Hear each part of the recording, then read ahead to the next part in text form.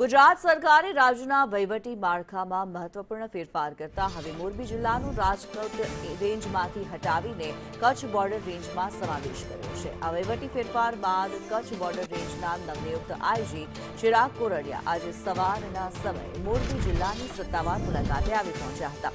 Morbi SP કચેરી ખાતે આગમન થતાં જ જિલ્લા પોલીસ અધિક્ષક સહિતના ઉચ્ચ પોલીસ અધિકારીઓ દ્વારા આઈજી ચિરાગ કોરડિયાનું સ્વાગત કરવામાં આવ્યું।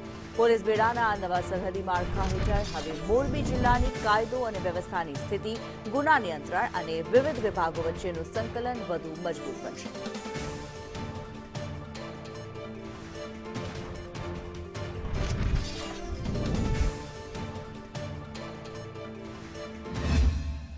ગઈકાલે તમે જોયું છે ગૃહ વિભાગનું જાહેરનામું મુજબ રાજકોટ રેન્જમાંથી મોરબીનો સમાવેશ બોર્ડર રેન્જમાં કરવામાં આવ્યો છે અને એ પ્રમાણે બનાસકાંઠા રેન્જમાં પાટણ, વાવ-થરાદ અને બનાસકાંઠા એનો સમાવેશ કરવામાં આવ્યો છે।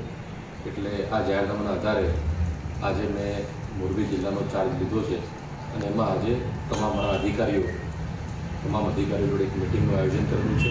એમાં છેલ્લા 4 થી 6 મહિનામાં થયેલા ક્રાઇમની સમીક્ષા કરવામાં આવશે।